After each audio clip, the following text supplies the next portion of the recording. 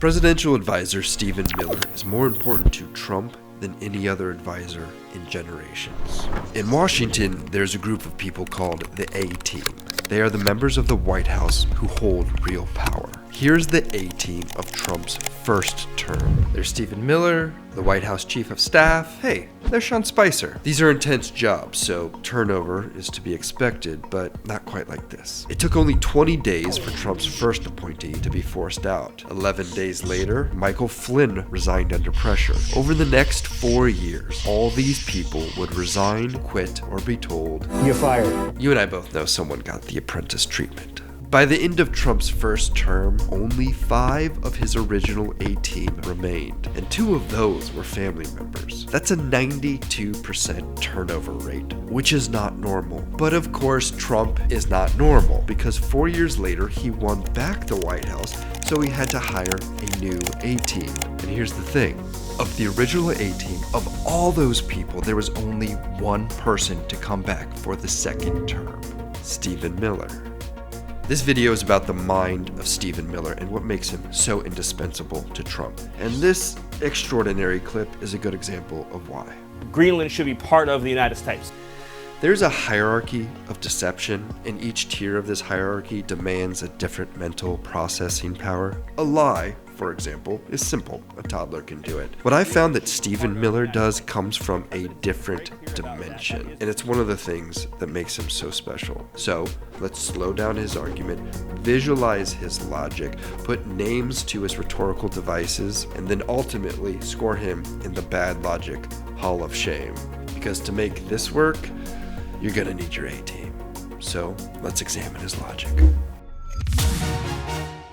Okay, first thing, I want to thank these fine folks who are my newest Patreon supporters. If you care about logic, then support the channel over on Patreon. Let's be honest, critical thinking is not exactly flourishing out there. I believe that can change. I'm on a mission to share the science of logic with as many people as possible. If you want to be a part of that mission, then click the Patreon link below, become a supporter. I have a goal of getting to 500 supporters by this summer. The hardest part of making these videos is post-production. The editing, motion graphics takes me more than a month. When I hit the goal of 500 supporters, I can bring on some teammates to help with that post-production, which will allow me to create way more videos. Also, when you become a supporter, you'll unlock access to some exclusive behind-the-scenes stuff I'm creating, get access to my logic guides, discounts, and free stuff from the Framing Logic store, and direct communication with me where we talk about suggestions for the next videos and stuff like that. So become a Patreon supporter, and we'll make the world a little bit more logical.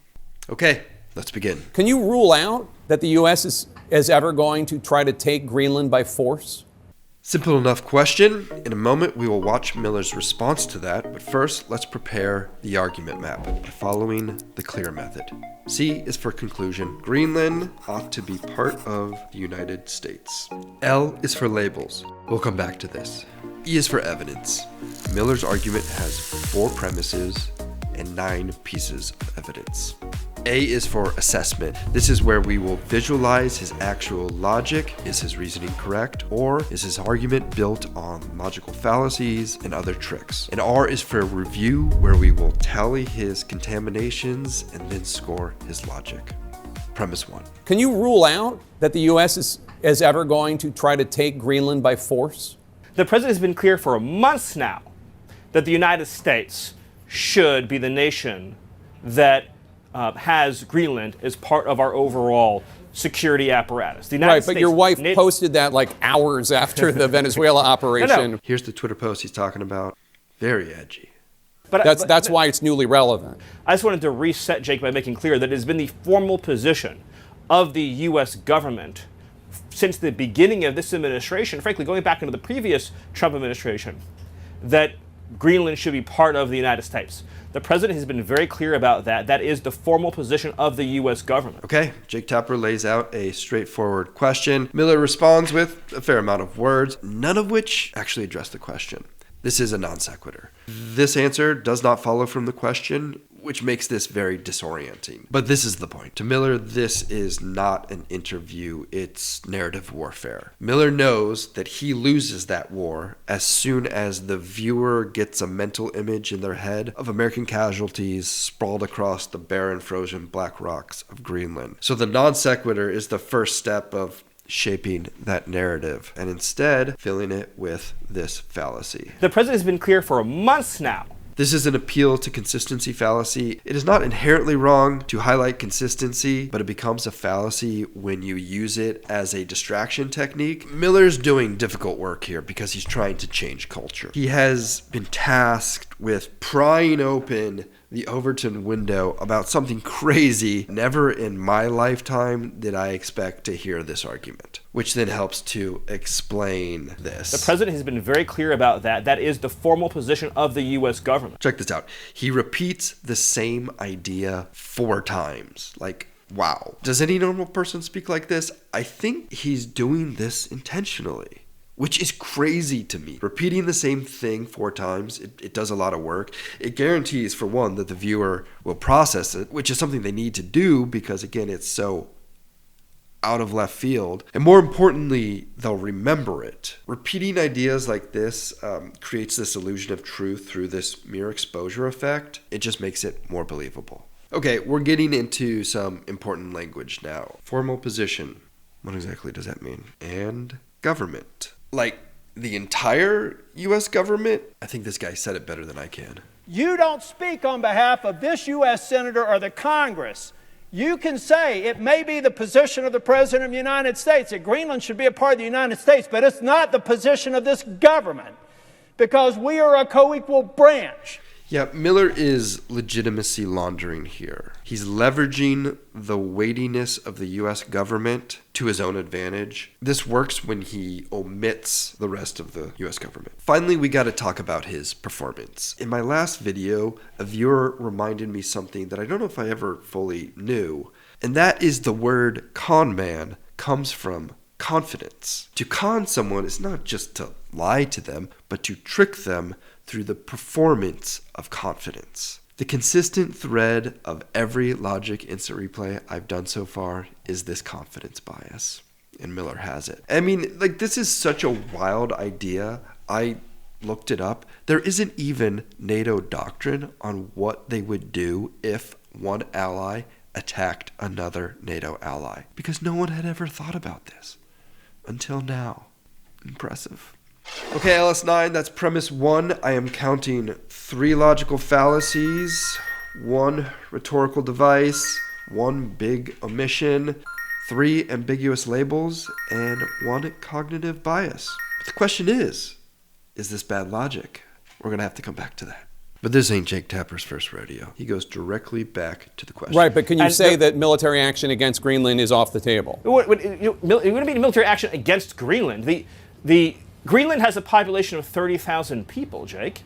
The United States should have Greenland as part of the United States. There's no need to even think or talk about this in the context that you're asking of a military operation. Nobody's going to fight the United States militarily over the future of Greenland. One last question, doesn't Stephen. make any sense. There you go. That is the second non sequitur. Obviously, the non sequitur is one of the more important fallacies used by politicians. Here's the thing. We know the fallacies most often used by politicians again and again. So I made an infographic on them so we can know them and recognize them. You can get this one on my Patreon, link below. And if you do, check them off as we go. Make a political fallacy drinking game out of it. Here are the ones we've already seen. A word of warning, go easy because there are many to come. And here is another one right here. The United States should have Greenland as part of the United States. This type of reasoning is a bare assertion fallacy, which works by just stating the position, unsupported with evidence, just treat it as true. Miller goes on to say this 3 times. Again, he's just trying to pry open this Overton window. It wouldn't be military action against Greenland. Greenland has a population of 30,000 people. This is untrue. The population of Greenland is 56,000 people. What's 26,000 future vassals between friends? right? There's no need to even think or talk about this in the context that you're asking of a military operation. This is one of the most nakedly brazen type of thought-terminating cliches I've seen in a while. You know, a classic example of a thought-terminating cliche is, "It is what it is," or "It's in God's hands now." It's a type of framing device. You know, they typically work by corralling thoughts down a pathway that is good for the arguer. A thought-terminating cliche, it's more of just a brick wall. Again, Miller here is trying to ensure that viewers do not see the mental image of American casualties, and his message discipline is impeccable. Look at this language he uses. You know, there's this concept in military strategy that the enemy gets a vote. In fact, this idea is generally attributed to Trump's first Secretary of Defense, General Jim Mad Dog Mattis, who resigned under protest. My point is, this language of certainty is itself a rhetorical device because it's designed to make Tapper seem stupid. I suppose in the lead up to every war in history, there was some politician like Stephen Miller trying to minimize the adversary, that they're weak, that they'll lay down, that they're not going to fight. But fuck around and eventually you're going to find out. You know, but by that point, the politician is long gone, probably working at some cushy lobbying job. Okay, LS9, I am counting 2 logical fallacies, 1 rhetorical device, 1 omission, 1 structural framing device, and 1 untruth. Bonus. So you can't take it off the table that the U.S. would use military force to seize Greenland. You can't take it off the table. Jake, I understand you're trying very hard to, which again, is your job. 3 non-sequiturs. I respect it. It's great to get exactly the headline. In fact, he respects it so much, he's not going to answer the question. Right, that catchy headline. I'm trying to get an answer to the question. That says Miller refuses to rule out the... That's 3 non sequiturs that transforms into an ad hominem attacking Jake Tapper. I got to tip my hat to Jake Tapper. He kept his composure. He asked the question 3 times. That's all he can do. You know, Miller is bringing a gun to a knife fight. This interview has an asymmetrical dynamic of incentives. Tapper wants to get to the intentions of the administration. Miller wants to distort reality. Miller is playing by a different set of rules, so he has the advantage.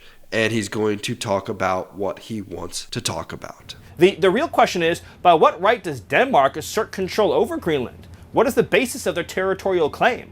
What is their basis of having Greenland as a colony of Denmark? What we are witnessing here is Miller shifting the burden of proof. When it works, Miller avoids answering the question because instead someone is justifying what Denmark has been doing for 300 years. Check this out. This is so good. What is their basis of having Greenland as a colony of Denmark? We just witnessed one of the most important political fallacies. That is a red herring. Yet another misdirection technique. I think we've already seen at least 5. So what makes the red herring unique? As we build mental images of these deceptive techniques so we can recognize them in our own lives, I think it's worth telling the story of where we get the metaphor for the red herring. Let's go back to Merry England, early 1800s. For men of certain means, a sporting good way to get out and get some fresh air is gathering up a bunch of specially bred hunting dogs, going into the countryside, and chasing down some rabbits.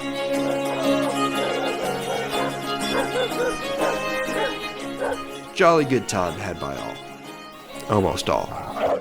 Eventually, even these guys realized that this isn't exactly a fair fight, so they decided to add another wrinkle. Before the hunt, they would have one of their underlings go out into the forest with a big herring, made red from smoking, and they would drag the red herring through the woods. This made the hunt more challenging because the heavy scent posed an intense distraction for the dogs, and sometimes they would go off and follow the red herring instead of what they were supposed to be focused on. You and I are not going to go off into the woods chasing a smoked fish, but we will chase an injustice. What makes this a red herring is this word, colony, which we should put on our list. Americans don't like colonies, not a lot of people do. So when Miller implies that Greenland is a colony of Denmark, he's trying to shift our mind to that fact by making us emotional. He wants us to chase down that idea, that red herring, instead of focusing on Tapper's question. Here's the thing. Greenland is not a colony. Today it has self-rule, Greenland has a parliament, and Denmark gives Greenland more wealth than it extracts. But you can see how this one word can really affect the logic here. Okay, LS9. That's a good point. I'm counting 2 fallacies, 1 omission, 1 ambiguous term, 1 structural fallacy, and 1 untruth. All right, here's our final premise where Miller really shows his cards. The United States is the power of NATO. For the United States to secure the Arctic region, to protect and defend NATO and NATO interests, obviously Greenland should be part of the United States. And so that's a conversation that we're going to have as a country. That's a process we're going to have as a community of nations. You are watching a masterclass in narrative control. He's saying we have a dilemma, which means that we have to choose between 2 bad choices. Look at our sad decision tree here. Either the Arctic is taken by our enemies, or we can prevent that by America owning Greenland. It's all laid out right there. Make your choice. Except, of course, there is more options. The error of reasoning here is a false dilemma. This framing device is basically mind control. By framing it like this, our mind only sees 2 options, but really there's 1 option. Do you want to win or do you want to lose? But there's an omission here. Greenland is already protected from America's enemies by NATO. This has to be the most dishonest aspect of his argument. This is the whole point of NATO, but there are more omissions here. The U.S. has a defense treaty that says it can build more bases, and he omits that we have bases there right now. You see, this decision tree is more developed than the little twig Miller presents in his false dilemma. This is not a conversation. This is not a debate. This is Miller controlling the narrative by foisting ignorance on all who watch it. It's annoying. Okay, LS9, I am counting 3 omissions and 1 structural fallacy. Let's bring it all together.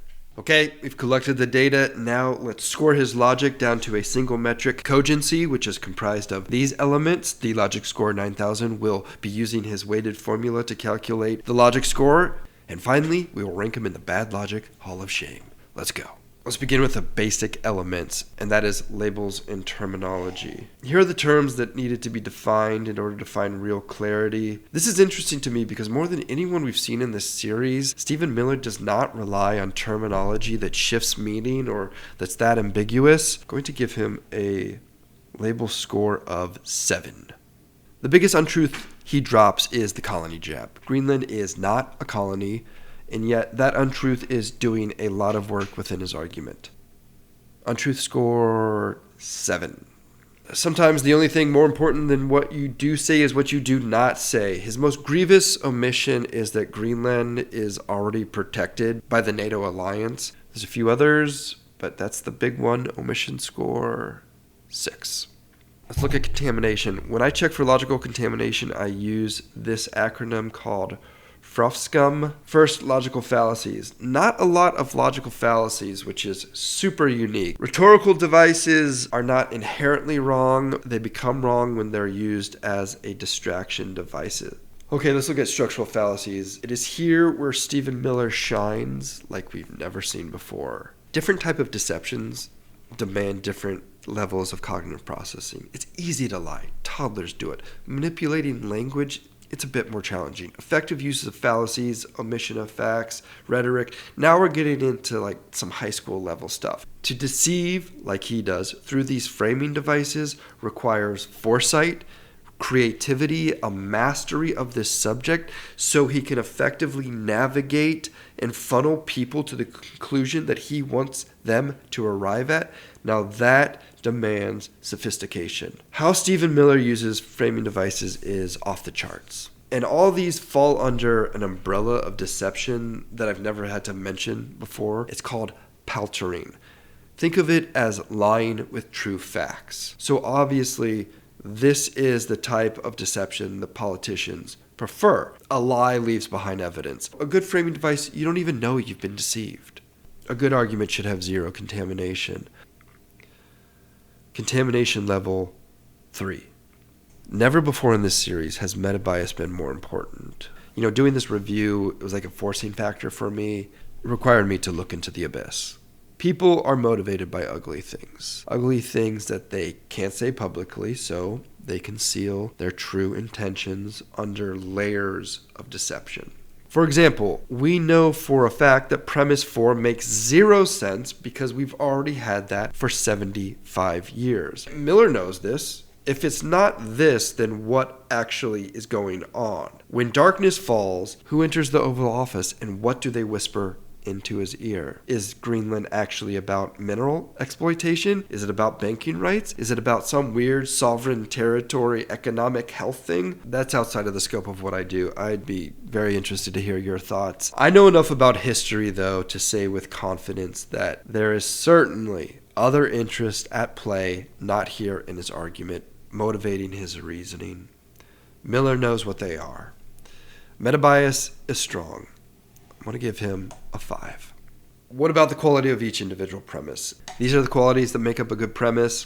Premise 1, it's just browbeating on a debatable subject. P2, lots of wishful thinking there. P3, very dishonest. P4, nakedly dishonest. These are the worst premises we've seen in a long time because he has no real argument. So instead, his primary tactic is to just dodge. Premise quality, 2. Argument strength is about all these boxes collectively working together to support the conclusion. There's a lesson here. Good logic needs to be based on true reality, but good rhetoric does not. His premises are bad, which subtract from his argument strength, but the untruths work coherently. Throughout this, I've been watching him and frankly awed by his ability to make this up as he goes along. I better understand now how he pulls it off because he's constructed this alternative reality like a fantasy world with its own backstory and rules, which I think makes it easier for him to build on this construct as he goes. This is effective rhetoric that is decoupled from truth. And if we want to see the machinations of sophists like Miller, we need to understand that distinction. Argument strength, 6. Okay, for those of you on the side quest of the political fallacy drinking game, how many did Stephen Miller use? I am counting 16 political fallacies, which is impressive for such a short clip. These are the fallacies politicians use most often. They're good to know. So if you'd like to get this infographic and all the rest of my infographics and support this channel in its mission to spread logic, critical thinking, all this can be found on my Patreon page. Link for that is below in the description. Okay, this is the moment of truth. We have the data we need to calculate Miller's cogency. Does his argument prove his conclusion? All I need to do is hit calculate.